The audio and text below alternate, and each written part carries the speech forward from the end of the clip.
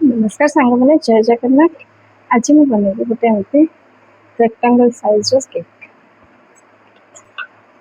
ताको आमे बेसटा तो मुझे बनई रखी गोटे दिन पूर्व जैसे गोटे कस्टमर डिमांड थिला किसी डिफरेंट केक सेमती किसी ये नाला कि राउंड शेप स्क्वायर तो मो पाखे गोटे रेक्टांगल टाइप रा टीन टा मु भाविली एई शेप रो गोटे बनई दउची जे तांको छोट छोट पीस माने पेस्ट्री शेप रो दरकार तो से यहाँ बनई देखते आम कौन डिजाइन पाइनएप्पल फ्लेवर रो बनईबी सेटा मुझे सहित निश्चिंत रूपे शेयर करी। तो चलते एबे आम आपको कटिंग करदे तो साइड रू कट करदे कहीं जेहेतु ओवन में बेक तो टिके साइड टा टाइट थाए तो ताकू कट करदे से तार स्पंजीनेस टा ठीक रहे ताकू आम पुणी लेयरिंग करवा। तो मुझे सब वेस्ट तार माने साइड रो सब कट कर दूची आम माने आम सुविधा हम से वेस्ट को मुझे कौन कली आपको निश्चिंत रूप देखिए नेक्स्ट वीडियो रे देखो 1 2 3 मैंने मुझे 3टा लेयर करी।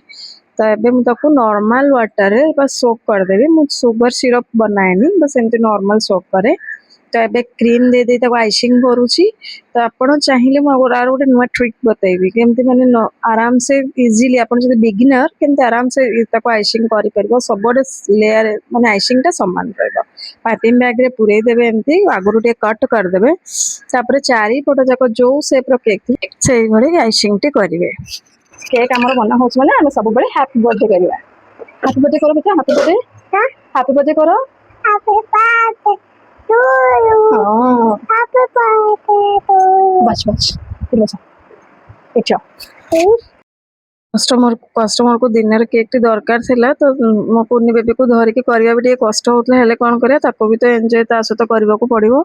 तो मुझे जल्दी जल्दी आइसिंग कर चारिपट सेमती पाइपिंग बैग रे आपण जो शेप रो सही शेप रो सेमती वो क्रीम लगे कि आराम से सही हिसाब रे पैलेट नाइफ रे आराम से आपण आइसिंग टू करि परिबे। तो पैलेट नाइफ सब बड़े ये करिए सब बड़े क्लीन रखा दरकार तो जो कि चारिपट बहुत सुंदर ये हम क्रीम टी फाटबनी कि ना।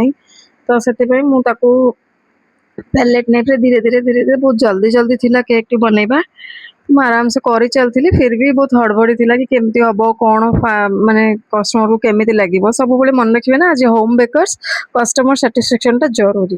टाइम पर बनीगला मोर पेस्ट्री केक बाय।